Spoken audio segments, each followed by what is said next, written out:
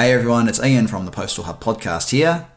And Marek from Last Mile Experts. And we are the Last Mile Prophets, and we're returning to an evergreen topic for the Last Mile Prophets, parcel lockers.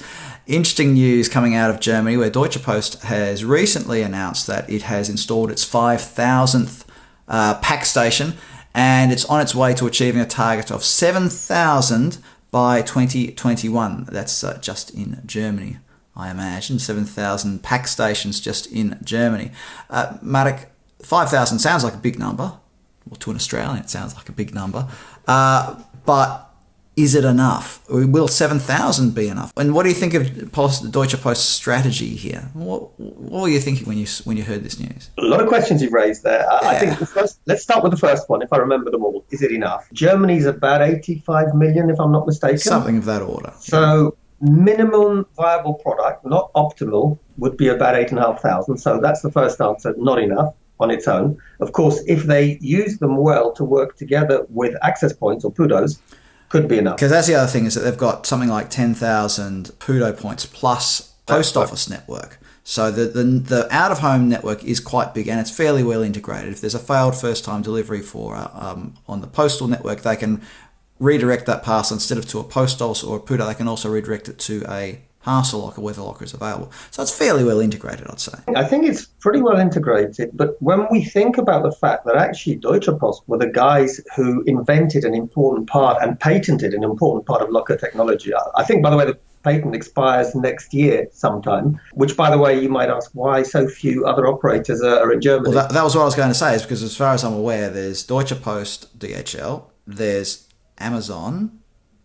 I'm not aware of any big parcel locker. Not aware of them having too many in Germany, for that reason. So what's the patent all about? I think it's to do with the specific technology used, so not tech side, but the processes that are used to manage a locker. Yes, and has this been enough to keep the competitors out?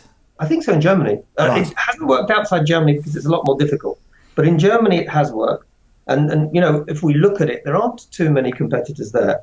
But for answering, I think one of the other follow-up questions you had, I can't remember which one, have they used it to best advantage? I'm not sure, because lockers are important, but at the beginning you had to, if I remember correctly, I don't know if that's changed, I think it has, sign up, register with an ID at a post office to be able to use a locker. Hey, that's not very customer-centric and it's not very modern. I've the recollection that one of the problems as well was to do with the amount of technology in those lockers. The early lockers were very heavy on technology. They had a barcode printer or a label printer in there as well, and everybody knows that they're the kind of things that break down, aren't they? Absolutely. Printers, the no-nos, number one is a printer. It's the probably the number one thing. The second thing is anything to do with cash payment or cash withdrawal, because they require regular servicing. But in answer to the question, I think they could do a lot more. The figures we're looking at are actually less, 5,000 if it's true. I'd understood they had a little bit more, but if it's 5,000, then they have less than InPost in Poland, and Poland is less than half the size of Germany. So I think it's nothing to write home about. And in a way, one could even say it's disappointing that the country and the operator that more or less invented this technology is so far behind. I mean, if we want to look at really big figures, everything in China is big, but when you hear that just one network has 330,000 machines, then the 5,000 in Germany pale into insignificance. It does a little bit. We're unaware of what the processes might be to get the lockers installed in Germany in the first place, how many local authorities you have to deal with, and environmental regulations and all those sorts of things that may or may not apply in other markets. I know I sound like I'm making excuses for Deutsche Post here. There can be ambition to install a big network of parcel lockers that isn't often backed up by the reality because of various things. And that's something we've discussed in our workshops as well, is about finding the right sites. And that's a really important thing, isn't it? But this is the amazing thing. You talk, and it's quite right. People say, is it ecological and so on. Actually, lockers are exceptionally ecological. When we meet on the 24th, 3 p.m. Central European time, with InPost, we're going to talk about that among one of the key headlines. I remember in one other European country, it was absolutely incredible, that a nationwide network with suitable sites that could be transformed into lockers. I haven't got their approval, so I won't say exactly who it is and what, but they had suitable sites nationwide And the local authorities blocked it because they said they don't want ugly lockers, which were, by the way, replacing an ugly alternative installation, but are very ecological. So I think there's a lot that needs to change in the mindset of the local authorities in the interests of their residents and the consumer. So Deutsche Post DHL in Germany is heading towards 7,000 lockers in 2021. That's their stated ambition. They're going to have 7,000 installations. I don't remember off the top of my head how many doors they've got at the moment. They've got a good number of doors per locker. We're not talking about locker banks that have 12 doors. We're talking about good-sized locker banks. But if I'm understanding correctly, sort of, they could probably head a bit further towards 8,000, 8,500 to get to a really dense network that's going to match up with some of the best in class. When you look at, obviously, a nation like, was it Luxembourg? They had a huge number of lockers in a very dense area. Finland's the other one where, because it's a small country, the nominal numbers don't impress. But if I remember correctly, they had more than double the number of lockers versus my minimum viable product. So, Pasti, I think, are in the avant-garde. And they've been rolling out those lockers really quickly as well. They went from 500 2 years ago to 1,000, and they are heading towards, and I can't remember the figure now, it was something like 3,000 in the next 12 months, which is a significant number of lockers. Well, maybe we'll get Artur from Pasti, because I had a long chat with him last week, amongst others, about this subject. And I think they've got some interesting stories on what they're doing in this space. But, Ian, if we're going to talk about the most incredible growth, and I know I keep coming back to this, but 0 to over 300,000 machines. So assuming a machine on average is going to have 100 cells, wow, do the math.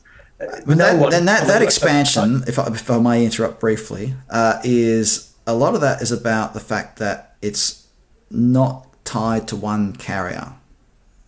Absolutely. And the way that Hivebox, which is the network that grew so quickly and makes up a huge amount of those hundreds of thousands of lockers, is co-owned by a couple of carriers. It takes deliveries from various carriers. The doors turn over multiple times a day. They're the kind of things that, and that the existing delivery options prior to the arrival of lockers meant that they were basically in the ideal position to grow. So here we've got the figure now. I've found the figure. The current Packstation network in Germany, 5,000 machines with around 500,000 doors. Okay, so around 100, which is what you'd expect. On average, about 100 doors. You have some smaller ones and some bigger ones. So that's a good number. We're not talking about, as we said before, we're not talking about small lockers. Well, I'll be very interested to hear from people who are interested in the German parcel locker network in particular. I know that there have been thoughts expressed by other people in the German market, in the delivery market, about parcel lockers. Share your comments below. I'd love to see a bit of a debate happening in the comments section below this article about this about the Deutsche Post network. It's a leading network. It was a pioneer. Are they still the pioneers? Are they still the best? And if I can add a question, what the people who are close to this, what's their take on why it hasn't worked better? I believe they could have done an awful lot more. So it'd be interesting to get news from people on the inside. There might be a counter-argument that says, well, if you marry it up to the post office network, the parcel shop, they call it, I think, a packet shop network, which numbers about 10,000 plus the post offices, which is, I can't remember the number off the top of my head, but it's thousands. Almost 30,000, something like that. I think it's a big number. So there are big numbers around that. If you add all that together, does that mean that it's the right mix for Deutsche Post? Will it be the right mix when it gets to 7,000? Or is this really necessary to cope with this boom in parcels that everybody is dealing with? Comment below, everybody. Love to hear your thoughts. Marek Różycki from Last Mile Experts. Thanks for being part of the Last Mile Profits today. Thank you, Ian. Thank you, everyone.